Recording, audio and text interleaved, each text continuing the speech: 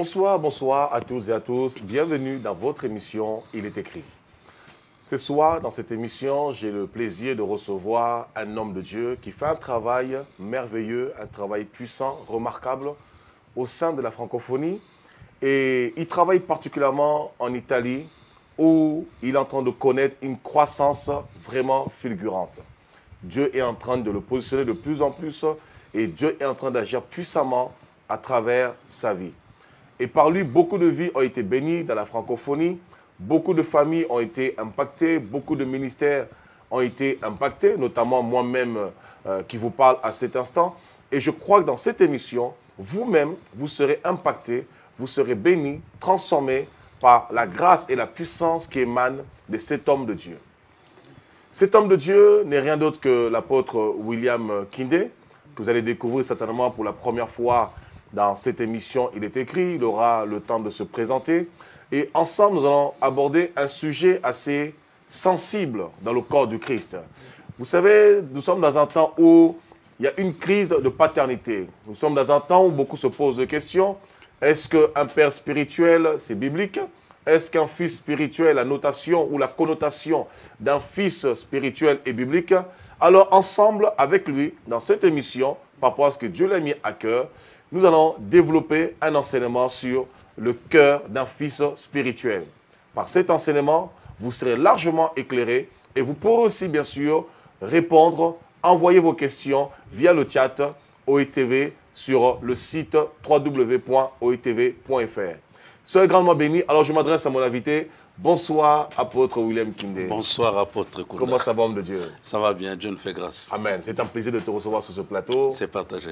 Logiquement, tu n'es même plus à présenter. Tu es tellement connu de la francophonie. Tu fais un travail immense depuis des années. Tu es implanté ici dans la francophonie et particulièrement en Italie. Mais pour toutes les personnes qui regardent cette émission pour la première fois ou qui te découvrent pour la première fois dans cette émission, est-ce que tu pourrais te présenter de façon succincte? Et nous allons aborder la thématique que Dieu a mis dans ton cœur sur le cœur d'un fils spirituel. Et n'hésite pas, à chaque fois que tu t'adresseras à nos invités, aux téléspectateurs, aux téléspectatrices, tu as vraiment une caméra qui est là, juste en face de toi. Tu peux les regarder les yeux dans les yeux intimement et parler à leur cœur. Merci bien. Gloire à Dieu. Je suis l'apôtre William Kindé. Dieu m'a fait grâce de le connaître dans mon adolescence. Et à l'âge de 22 ans, j'avais déjà commencé le ministère. Wow. La première église que j'ai bâtie, c'est l'église Peniel qui se trouve à Ojaenda, à Luanda. C'est une église qui existe jusqu'à présent et qui a donné naissance à plusieurs d'autres églises. Et en 1993, j'étais en Italie. Et en Italie, avec d'autres amis, on a fait l'œuvre de Dieu jusqu'à présent. Et là, je suis présentement à Turin. Donc, l'année prochaine, au mois de juillet, je ferai 30 ans dans le ministère. Wow. Donc, je bénis Dieu, c'est une grâce. Et voilà, nous sommes là, je suis marié, père de 4 fils. Waouh, merveilleux, merveilleux, merveilleux. Merci. Quel témoignage, c'est une grande bénédiction. C'est vraiment un grand parcours dans le ministère. Tu es vraiment un modèle pour beaucoup dans cette génération. Et lorsqu'on nous voyons généralement un flyer circuler sur les réseaux sociaux, sur les médias, sur des plateaux télévisés, on voit tout de suite l'apôtre William Kindé. Ça suscite tout de suite l'engouement, le désir d'aller écouter, d'aller voir. Et je ne sais pas, il y a tellement de qualificatifs que les gens ont inventés pour te surnommer. Il y en a qui t'ont surnommé le bombardier, il y en a qui t'ont surnommé l'apôtre Punchline.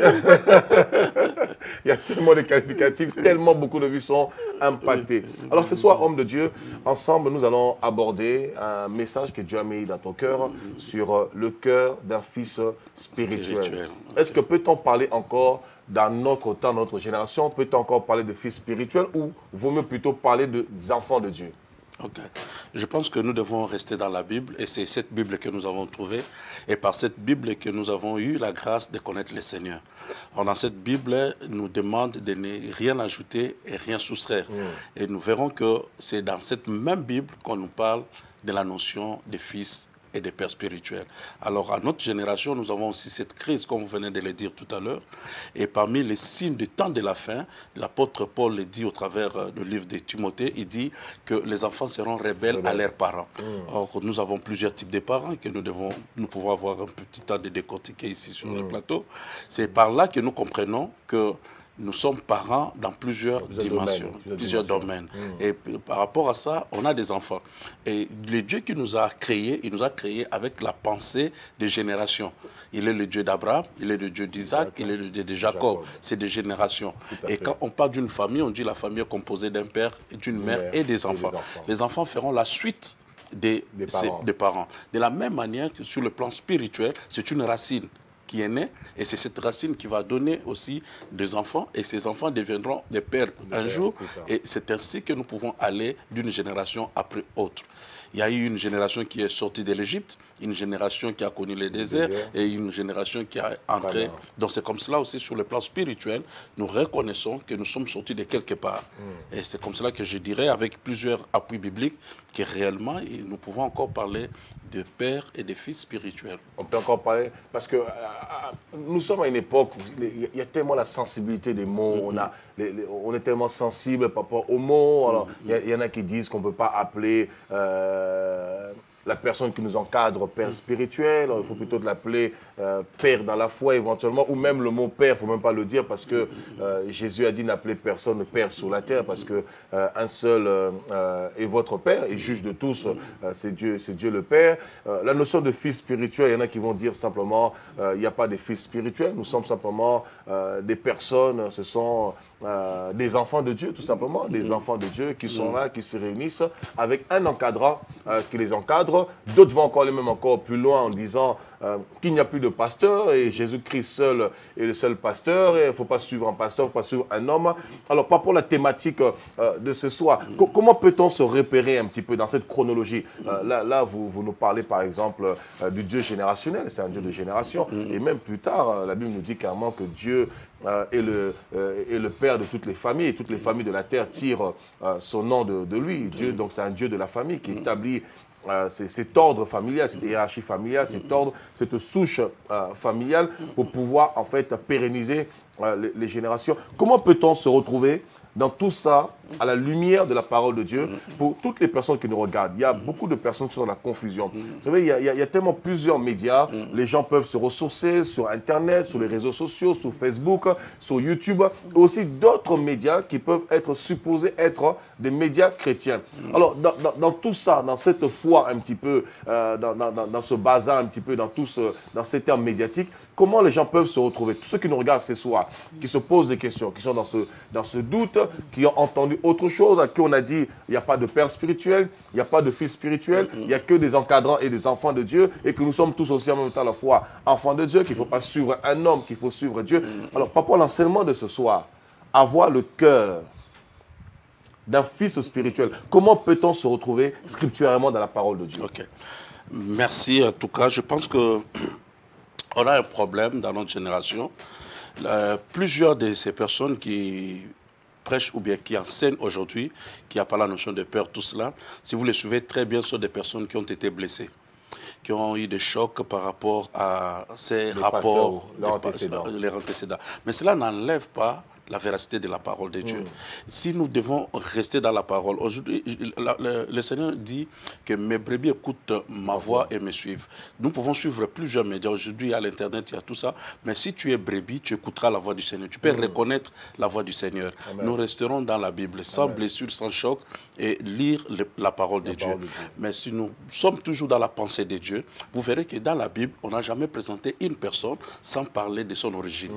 Okay? Nous pouvons parler de les Tishbites, ce sont des personnes qui ont apparu comme ça, les Melchizedek. Mais à part ces personnes-là particulières, tu trouveras que dans la Bible, quand on veut parler d'une personne, on commence par sa généalogie. Il est fils d'eux. Okay? Biologiquement, tout comme aussi spirituellement. Si tu croises, par exemple, un homme comme Élisée, on te dira que c'est quelqu'un qui a été fils et disciple, mais il est considéré comme fils parce qu'au fait, le jour de son départ, il a appelé père. Donc, bien aimé, c'est dans ce sens-là. Si nous devons rentrer dans les Écritures, ça pourra aussi nous aider. Est-ce que je peux prendre Proverbe? Nous pouvons aller. On peut prendre Proverbe, chapitre 4, du premier verset jusqu'au verset 6. Tout à fait. Proverbe, c'est le livre de la sagesse. Et c'est lui qui l'a écrit. Et la Bible reconnaît que c'est un homme qui était vraiment doté de la sagesse. Conduit par l'Esprit de Dieu. Conduit par l'Esprit de Dieu. Et voilà c'était à la fin de sa vie. Donc, ses conclusions par rapport à plusieurs choses qu'il a constatées dans sa vie terrestre. Il dira, écoutez, mes fils, l'instruction d'un père, et soyez attentifs pour connaître la sagesse. Car je vous donne de bons conseils et ne rejetez pas mon enseignement. J'étais un fils pour mon père, un fils tendre et unique auprès de ma mère. Il m'instruisait alors et il me disait que ton cœur retienne mes paroles, observe mes préceptes et tu vivras. À quelle la sagesse, à quelle l'intelligence, n'oublie pas les paroles de ma bouche et ne t'en détourne pas. 6. Ne l'abandonne pas et elle te gardera. Aime-la, elle te protégera. 6. Voici le commencement de la sagesse. À quelle la sagesse? Et avec tout ce que tu possèdes, à quelle l'intelligence? Ce qui nous intéresse plus ici, c'est le verset 3, où il dit, j'étais un fils pour mon père, un fils tendre et unique. Celui qui dit qu'il était un fils, aujourd'hui, il est devenu un père. Alors ici, prenons qu'il parlait d'un cadre familial. Voilà, il était un fils et aujourd'hui, il est devenu un père. Donc on peut dire, par exemple, on peut supposer qu'on ne peut pas devenir un père demain si on n'a jamais été fils. Donc est-ce qu'on peut dire aussi que les personnes qui rejettent la notion de la paternité, est-ce que ce n'est pas des personnes qui ont été orphelines? Est-ce que ce n'est pas des personnes qui n'ont pas eu de père, qui n'ont pas eu de modèle? Et par conséquent, en grandissant, ils développent en fait ce rejet de la paternité parce qu'eux-mêmes n'ont pas eu un père particulièrement. Tout à fait. Je ne sais pas, à la lumière de ce que nous venons de lire ici. Mais mon apôtre, je te dirais que par rapport à cette petite expérience du ministère, j'ai compris que tout homme de Dieu prêche, enseigne, en fait, par rapport à son vécu. Par rapport à son vécu. Ses combats, son parcours. Son expérience. Et vous verrez que beaucoup de personnes ont connu, tous nous avons connu des chocs et des combats. Si tu n'as pas traité ton cœur, tu risques de développer un certain type d'enseignement que tu croiras toujours biblique et puis tu vas t'appuyer toujours sur la Bible. Parce qu'en fait, la parole de Dieu, c'est un couteau à double tranchant. Et tu risques de tuer les personnes avec ça en croyant que tu es dans le bon. En train de guérir. Oui, parce que tu as toi-même un problème. Il y a encore des racines d'amertume. Si tu as, par exemple, été en conflit avec ton père, vous êtes directement... Je te donnerai un petit exemple. J'ai connu un membre dans l'une de mes églises que j'ai dirigées dans le passé qui a connu un problème avec son père. Donc c'était une jeune fille. Son père l'a violée. C'était un problème. Biologiquement parlant. Biologiquement. Alors ça fait que maintenant, cette personne, quand elle est venue dans le Seigneur, quand tu lui parles de Dieu, le Père, il voyait le Père dans le sens de son père biologique. C'est quelqu'un qui est déjà choqué. Donc, pour lui, tout père, toute personne qui se présente comme père, il y a déjà un souci, il y a déjà un problème. Une fossé dans son cœur. Tu vois, avec cette personne-là, on doit commencer d'abord à traiter son problème, afin qu'il commence à avoir un bon regard concernant les pères. Et il peut avoir maintenant la facilité même d'appeler Dieu Père. Parce que chaque fois qu'il avait comme référence des pères, le mauvais père, en fait. Le mauvais père. C'est ça le problème. Alors que la parole de Dieu reste... La parole de Dieu est intacte et ne change jamais. Prenons le Nouveau Testament, parce que beaucoup disent, bon, ça, on touche trop les choses de l'ancienne alliance, alors que nous sommes dans la nouvelle alliance. Si nous pouvons prendre Galates 4, 19, ça c'est l'apôtre Paul qui parle, et nous sommes déjà dans la nouvelle alliance. Nous sommes sous le temps de la grâce. Qu'est-ce que l'apôtre Paul dit concernant cette notion que nous voulons partager à ces testants? Vous pouvez lire si vous avez trouvé mon apôtre. Nous sommes dans Galates, chapitre 4. Comme vous le savez, dans cette émission, nous plongeons nos regards dans la loi parfaite de Dieu. L'émission Il est écrit, c'est une émission qui vous amène dans les profondeurs de la parole. Alors, munissez-vous de votre stylo, de votre Bible, d'une feuille, d'un bloc-notes. Prenez de notes, c'est très important. Et n'hésitez pas d'interagir avec nous via le chat sur le site www.oetv.fr. Soyez grandement bénis. Alors, nous sommes dans Galates, chapitre 4, au verset 19. « Mes enfants, pour qui j'éprouve de nouveau les douleurs de l'enfantement, jusqu'à ce que Christ soit formé en vous. » Ça, c'est l'apôtre Paul qui parle. Tout à fait. Et il parle aux enfants. Les enfants étaient ici les membres de l'église de Galates, qu'il a formé, qu'il a bâti. Il les considère comme étant ses enfants. Alors, ses enfants ici, quand il dit mes enfants, il parle de quel terme? D'un terme spirituel ou d'un terme biologique? Spirituel, parce qu'en fait, nous savons tous que Paul n'a jamais eu de femme et n'a jamais eu d'enfant. Très bien. Ok. Donc, il parle des enfants spirituels. Il dit mes enfants pluriels, pour qui j'ai éprouvé des douleurs d'enfantement. Il parle des choses spirituelles. Spirituellement, comment il les a conçus. C'était difficile.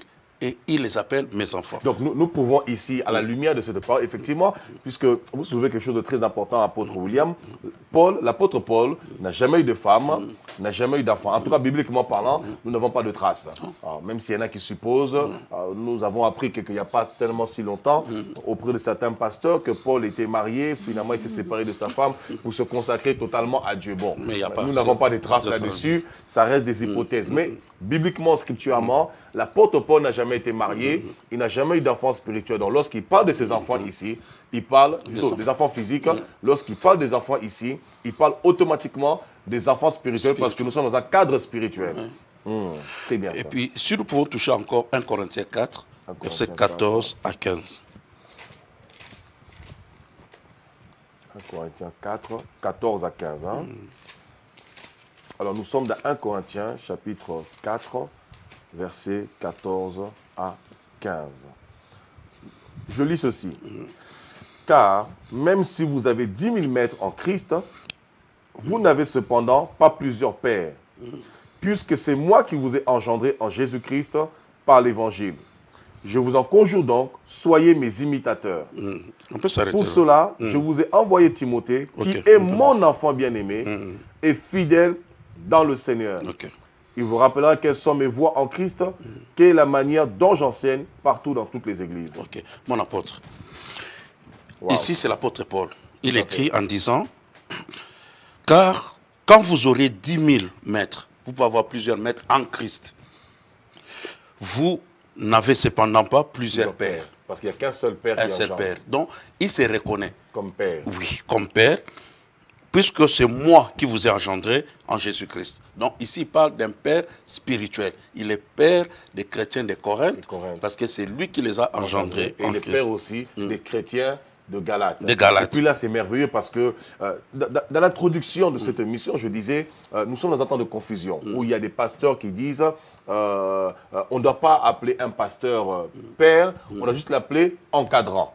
Alors que dans ce verset-là, vous êtes en train de contredire mon introduction, puisque dans ce verset, il dissocie l'encadrant du père. Du père.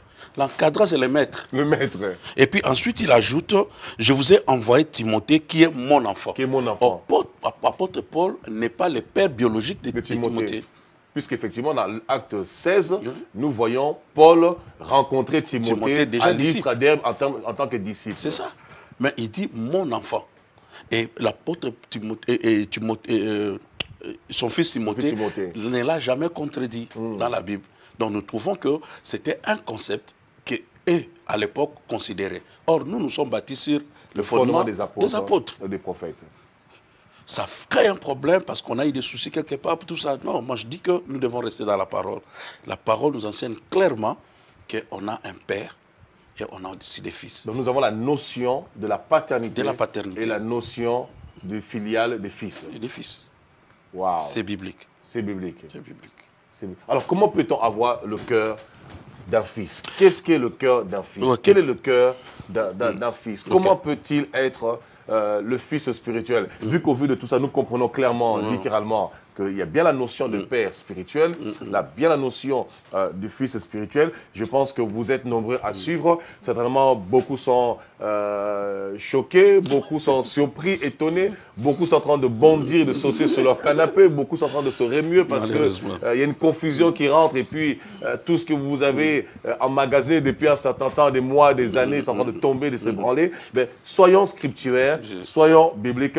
Nous voyons qu'il y a des encadrants, il y a des maîtres, et il y a aussi des pères. Surtout qu'en grec, père veut dire pater. Pater veut dire la source. La source. Hein, celui qui engendre, qui donne vie, la source. Si, comme en latin, et moi je suis en Italie, comme les Italiens aussi, quand ils parlent de padre, c'est la source. C'est la source. C'est de là où tu sors. Tu sors. Alors, rapidement, je voulais dire que si nous ne voulons pas rester dans la confusion, même juridiquement, nous trouvons que même la société reconnaît un père biologique. Reconnaît aussi un père adoptif. Dans le domaine du spirituel, nous pouvons aussi reconnaître un père spirituel. Il y a aussi un père ministériel. Il peut t'encadrer dans le ministère. Mais ce n'est pas lui qui t'a engendré dans la foi. Et on a aussi un mentor ou un coach que nous appelons maître. Quelqu'un qui peut être un encadrant pour toi. Et notamment le Père céleste. La notion du Père céleste, c'est le Père très haut. Au-dessus de tout. De tous. Et tous, nous sommes ses enfants. C'est dans ce sens-là. Et nous avons beaucoup de considérations par rapport au Père céleste.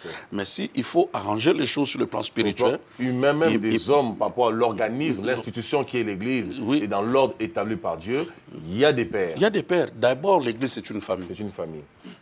Oui, l'Église, c'est une famille. Et puis, en plus, nous devons comprendre que cette notion vient parce qu'on sort de quelque part. On doit se présenter. Et puis, à l'époque biblique, ou bien à l'époque des apôtres, ils recommandaient une personne, ou bien un membre qui s'est déplacé de Paris pour Turin, on les recommandait. Tout à fait. Mais pour les recommander, il faut une attestation. Une attestation, un témoignage. Alors, celui qui est son encadrant, celui qui est son père spirituel, bien celui qui est son père adoptif, doit signaler que c'est un fils. Okay, auprès de moi. Comme Paul l'a fait aussi par rapport à l'esclave Onésime qu'il a renvoyé de Philémon. Il dit maintenant tu vas le prendre maintenant comme il est un fils pour moi. Ok, il est maintenant un frère. Avant il était esclave. Donc voilà un peu ça. Donc c'est ce que nous trouvons dans la Bible. Et cette notion vient pour seulement avoir de l'ordre. De l'ordre. On sait de là où tu sors, de là où tu viens. Et aujourd'hui même, par rapport à la diversité des doctrines, tout cela. Maintenant, si quelqu'un parle, on peut lui poser la question d'où il sort, qui est son père. Et par cela, vous allez directement comprendre, remonter pour comprendre pourquoi il défend telle doctrine ou telle chose. C'est par rapport à l'ordre et par rapport à la source. Et moi, je crois que cela est biblique et nous devons le reconnaître. Okay? Et puis, selon la Bible, nous sommes une famille. Et il y a une personne que Dieu a utilisée pour t'amener dans la foi chrétienne. Et c'est cette personne-là qu'on considère comme un père. Et nous verrons plus tard pourquoi il est considéré comme un père. Parce qu'au fait, dans tout ce que nous faisons, de là où nous sortons, nous avons besoin de ce que nous appelons la bénédiction. Or, la bénédiction, ce n'est pas n'importe qui prononce la bénédiction. La bénédiction, ce sont des bonnes paroles. Bénédire, dire de bonnes choses. Or, il y a des bouches autorisées. La Bible dit c'est le supérieur qui bénit l'inférieur. Et selon la tradition juive, ce n'est pas la tante ni l'oncle qui bénissait ses fils, c'était le père qui bénissait. Alors c'est très important aussi. C'est comme cela que spirituellement, de là où tu sors, tu as besoin d'une parole de bénédiction de cette personne-là qui a été comme un père. Il peut y avoir aujourd'hui qu'on ait des conflits, on a eu des problèmes, ça arrive parce que nous sommes une société, mais n'empêche que dans mon esprit ou bien dans mes pensées, je ne pense pas du mal, je ne parle pas du mal de cette personne. C'est pour garder un peu ma bénédiction ou ma source. Okay? Et la Bible dit, la malédiction sans cause n'a pas d'effet. Si moi j'étais clean avec mon père, tout cela, et que son cœur qui était mauvais est corrompu, il peut dire de n'importe quoi, ça ne me touchera plus parce que, au fait, je suis un fils obéissant et je suis un fils qui l'honore. C'est très important. Comme disait un peu Salomon dans Proverbe 4, j'étais un fils tendre auprès de ma mère et j'étais un fils auprès de mon père. Obéissant auprès de mon père. C'est très important. Et j'écoutais son instruction en silence. Oui, ça c'est déjà, nous entrons déjà dans l'attitude du cœur d'un fils.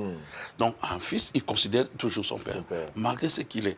D'abord, la notion du père, Dieu ne nous a jamais demandé de choisir un père. On ne le choisit pas. Non. Dieu nous impose un papa.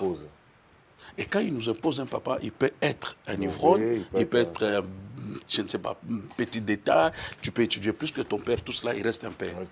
Et quand maintenant nous revenons dans la parole où Dieu dit, par les 10 commandements, honore ton père et ta mère, ce n'est pas une exhortation. C'est un ordre. C'est un ordre, c'est un commandement, c'est un impératif. Honore. Malgré ce qu'il est, moi je vais de l'honorer. Je l'honore dans mes pensées, dans mes paroles et par mes actions. Je l'honore. Je l'honore pourquoi ? C'est pour retrouver mon territoire et en fait de vivre longtemps. Je l'honore pour que moi je retrouve mon territoire. C'est comme cela que dans la vie, nous devons vivre selon les principes. À chaque fois que pour David et Saül fit un père. Mais un père compliqué, rejeté. Mais David a continué toujours à l'honorer. Et jusqu'au point où c'est Saül qui s'est levé pour prononcer une parole de bénédiction sur la vie de David. Et David a pris ça. Et David a continué toujours à l'honorer jusqu'à sa fin. Donc David a retrouvé son territoire, a retrouvé sa royauté. Parce qu'il était toujours obéissant, honorant, il honorait toujours son père ou sa source. Ça sont des principes que nous ne pouvons pas enlever par rapport aux problèmes, aux choses qui nous est arrivé. Et c'est biblique. Dieu l'a institué parce qu'il voulait qu'il y ait aussi une succession. De la même manière que nous verrons qu'il y avait un Élie et qui avait aussi un fils appelé Élisée. Élisée. Quand Élisée demande à Élie, à la fin de sa vie, tout ce que tu me demanderas, je vais te donner, il dit donne-moi la double portion. Il demande la double portion, pourquoi? Il se considère comme un fils, parce que selon la tradition juive, c'est le fils aîné qui avait droit à la double portion de l'héritage de son père. Tout à fait. Donc c'est un fils. Et nous avons vu, et je l'ai mentionné au début, à son départ, écrit père, père. Et on ne l'a jamais reproché pour dire oh, pourquoi tu l'as appelé père, on n'a qu'un seul père. Tout à fait. Tous ceux qui écoutaient savaient de qui il parlait. De qui il parlait. C'était son père. Donc quand on a cette attitude-là, cette vision-là, ces regards-là, ça te change. Et comme fils, c'est le temps de ta formation. Mais un jour, toi aussi, tu deviendras un père. Alors, est-ce que cette confusion qu'il y a, est-ce que ce n'est pas le fait que beaucoup, particulièrement, n'ont pas eu en fait une paternité réelle? Ça, c'est vrai aussi.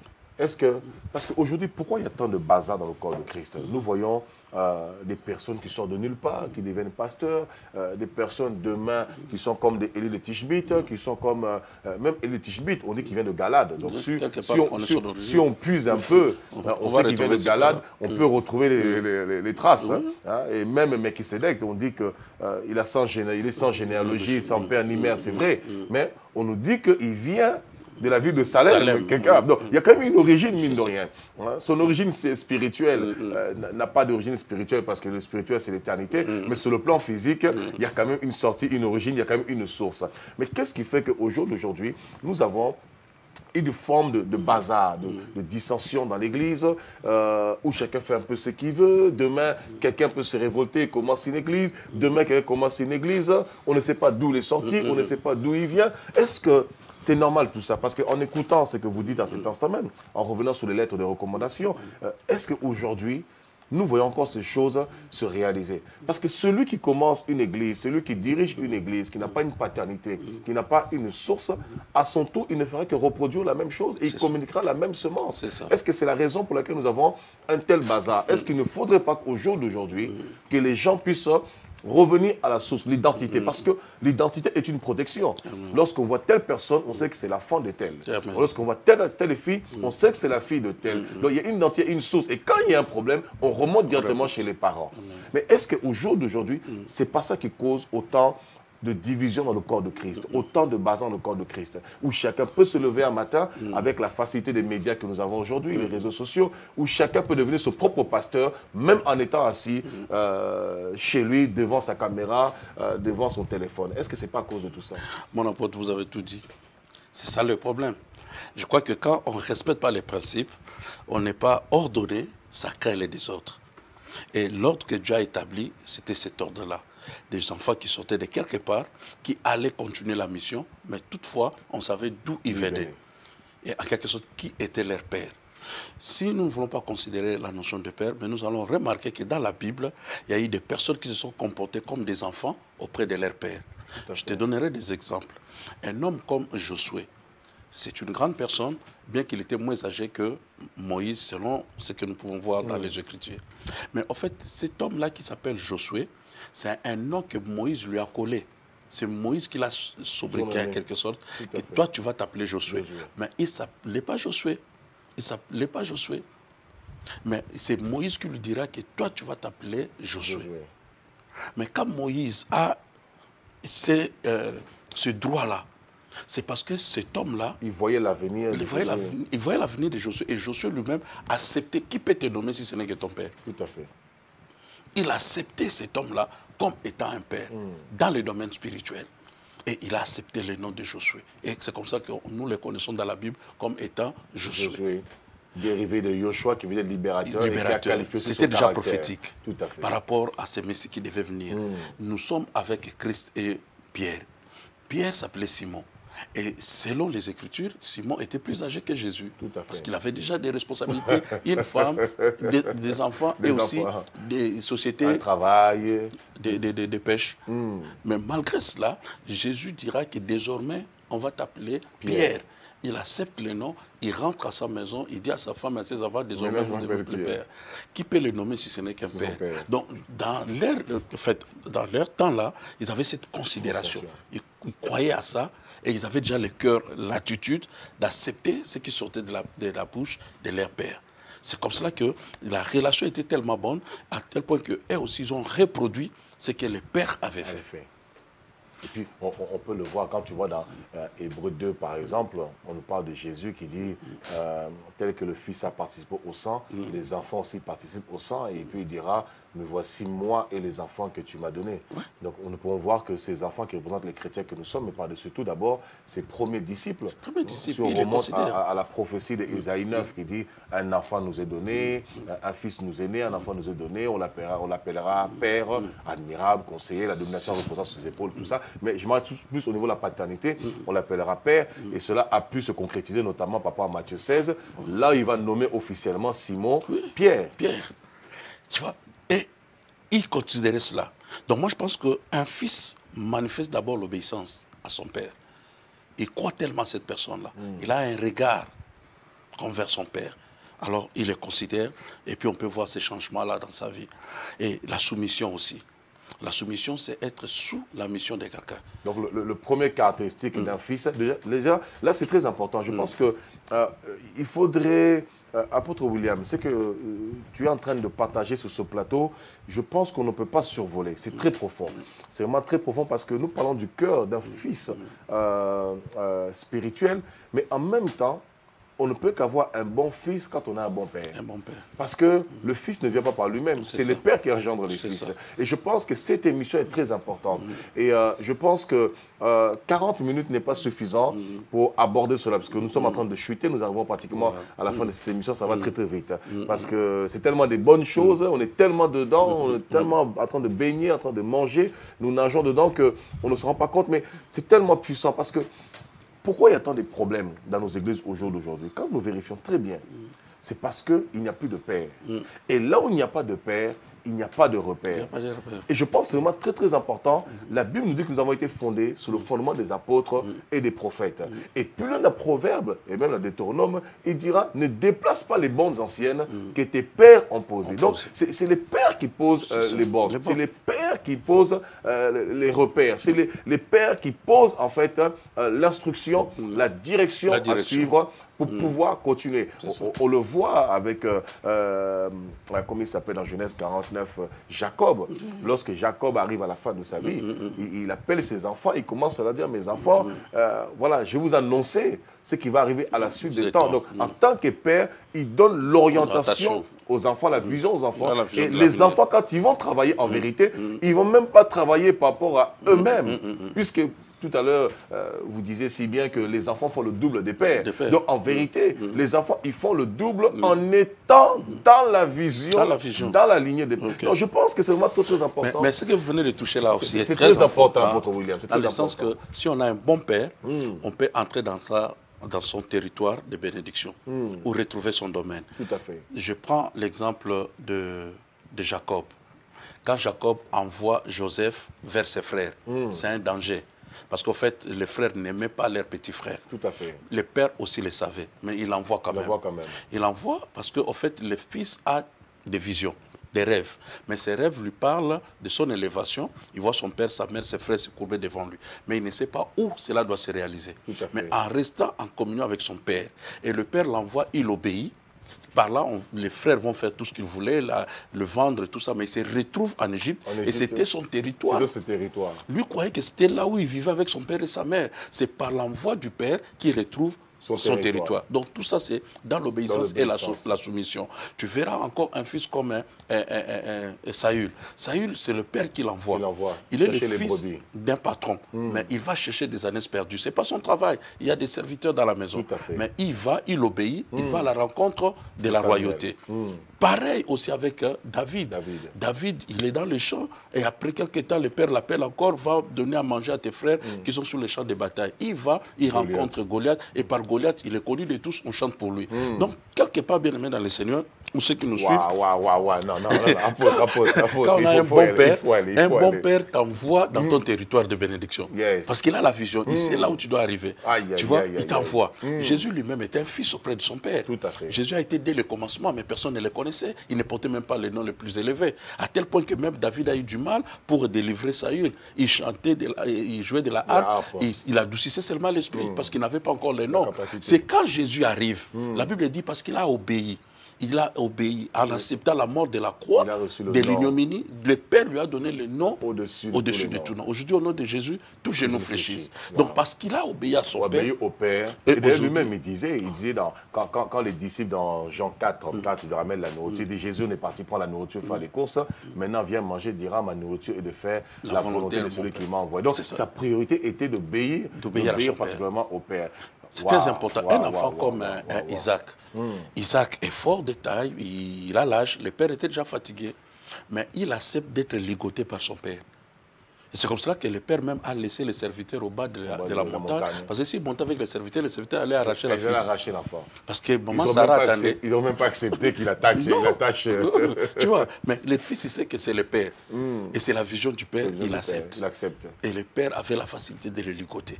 Tu vois un peu ça. Donc, la Bible, qu'est-ce que la Bible dit dans le livre d'Hébreux? Il dit, aux temps anciens, il nous a parlé par des prophètes. Aujourd'hui, il ne parle pas par son fils. Donc, il y a un rapport de travail entre père et fils. C'est une notion biblique. Waouh, c'est merveilleux. C'est merveilleux. Vous l'avez entendu vous-même et nous sommes en train d'arriver à la fin de cette émission. Nous parlons du cœur d'un fils spirituel, le cœur d'un fils spirituel, et on ne peut pas dissocier le fils spirituel d'un père spirituel. Si nous parlons d'un fils spirituel, nous devons automatiquement parler d'un père spirituel, parce que le fils ne sort pas d'un arbre, le fils sort du père. Mais ce qui permettra au fils de jouir de la bénédiction et de la promesse du père, et qui permettra au fils d'accomplir la double portion ou faire 2 fois les œuvres du père, c'est le cœur d'obéissance. Et voilà pourquoi c'est important.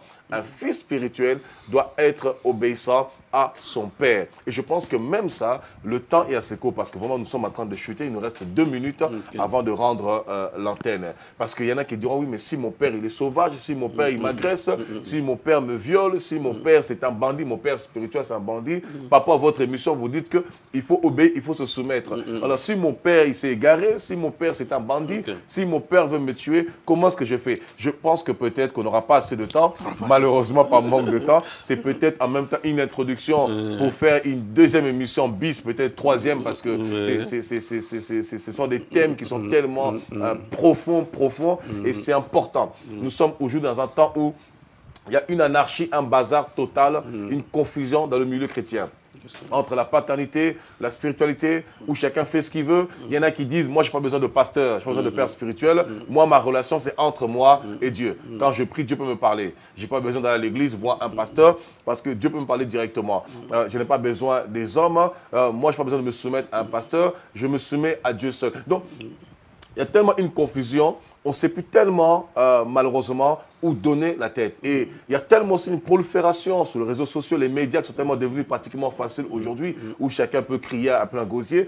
Alors, les gens pensent que le fait de crier, en fait fait la majorité. Alors que bien souvent, un arbre qui tombe fait plus de bruit qu'une forêt qui pousse. Amen. Mais je pense que nous sommes arrivés à un temps quand même où il faut éclaircir les choses, mettre un peu de l'eau dans notre vin, et puis mettre un peu de lumière dans tout ça. Et je crois que la prochaine émission, nous allons rentrer encore en profondeur dans le cœur d'un fils spirituel, et nous allons voir les caractéristiques du cœur d'un fils spirituel. Nous avons parlé de l'obéissance, nous avons parlé de la soumission, mais je pense que nous sommes qu'au commencement, parce que nous allons aussi remonter encore à la source, aussi pour parler aussi des caractéristiques des pères spirituels. Et c'est vraiment très très important. Voilà, en tout cas, que Dieu soit béni. Je ne sais pas, pour toutes les personnes qui nous suivent à cet instant, pour le mot de la fin, parce qu'il nous reste 1 minute pour rendre l'antenne, pour les personnes qui nous regardent, hommes de Dieu, qu'est-ce que tu peux leur donner comme conseil à toutes les personnes qui nous regardent par rapport au cœur d'un fils de Dieu, d'un fils spirituel plutôt. Bien-aimé dans le Seigneur, je sais que c'est Dieu qui t'a appelé, c'est Dieu qui t'a touché, mais il est passé par un homme. Quelle que soit la position de cet homme, nous devons rester dans les principes de la parole pour que nous puissions retrouver notre territoire. C'est pour cela que je te conseille de lire la Bible, de comprendre la Bible, de continuer à suivre ces émissions pour approfondir ta connaissance. Que Dieu puisse t'aider, malgré les blessures, les cassures, mais un enfant de Dieu ne vit pas avec des blessures intérieures. Vous savez, pour 1 minute, nous avons eu des problèmes en Afrique, nous on a eu des dictateurs en Afrique, et ça nous a causé beaucoup de problèmes. Mais la plupart d'entre eux n'avaient pas de père. Ils ont grandi comme des enfants, soit avec la maman seule, et ayant le pouvoir, ils ont abusé. Parce que celui qui blesse, blesse toujours. ou celui qui a été blessé blesse toujours. Donc, je te conseille, bien-aimé dans le Seigneur, ne pas continuer sans soigner la blessure. Garde la confiance à Dieu, étudie la parole de Dieu, Dieu te bénira et Dieu te soutiendra. Que Dieu vous soutienne. À la prochaine, si nous avons l'occasion, si Dieu nous prête vie, nous allons encore approfondir ces sujets. Et je crois que par vos questions, nous aurons la lumière encore sur beaucoup de choses. Amen. Je crois que Dieu nous prêtera vie parce que ce sont des sujets tellement importants que très peu en parlent. Dieu nous prêtera vie par sa grâce pour que nous puissions continuer dans cet élan. Homme de Dieu, pour toutes les personnes qui te suivent, nous sommes arrivés à la fin bien sûr, est-ce que tu peux donner les informations te concernant l'adresse du ministère pour les personnes qui vont suivre cette émission et suivre partout. Nous sommes sur la box Orao qui couvre l'Afrique, la Scandinavie, l'Europe, l'Amérique du Nord, Canada, États-Unis, Belgique, Italie, un peu partout, Londres, les gens vraiment nous suivent énormément. Est-ce que pour les personnes qui voudraient éventuellement prendre conseil, contacter, venir voir le ministère, qui sont touchés, encore impactés par votre ministère via cette émission, est-ce que c'est possible de communiquer juste les informations nécessaires et le reste, il trouvera cela juste sur la bande passante en bas de la vidéo? Ok. Nous sommes installés en Italie sur...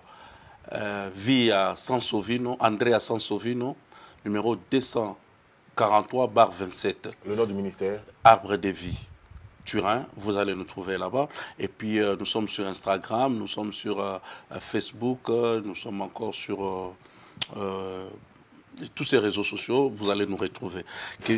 C'est facile de nous avoir, nous avons aussi un contact téléphonique, c'est 0039 388 360-8988.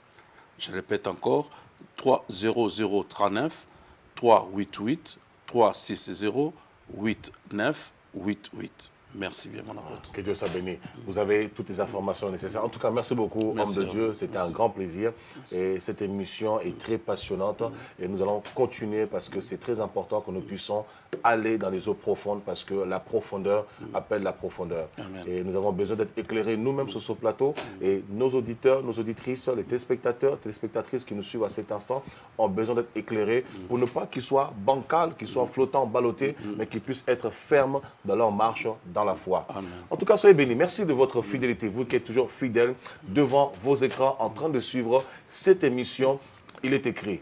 Vous êtes de plus en plus nombreux à nous suivre, à nous regarder de partout dans le monde. Que Dieu vous bénisse. Continuez ainsi et continuez à propager et à parler de votre émission Il est écrit et particulièrement de votre chaîne de télévision OETV. Oui, je vous l'annonce déjà parce que toute l'équipe est en train de travailler.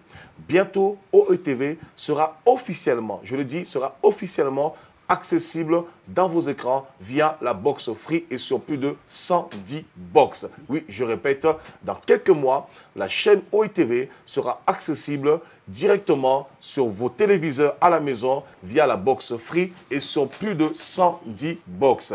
Continuez à soutenir la chaîne OETV par vos prières, par vos dons. Si Dieu vous met à cœur de semer 1 000 euros, si vous avez un compte épargne, vous voulez casser ce compte épargne parce que vous croyez en cette œuvre, en cette vision où beaucoup de vies sont impactées via cette télévision dans la francophonie, alors soutenez, investissez dans le royaume de Dieu par ce canal, ce média qui vous permet de vous connecter au ciel et de vous emmener dans les profondeurs de Dieu. Que Dieu vous bénisse et je nous invite tous à nous retrouver pour une prochaine émission d'Il est écrit.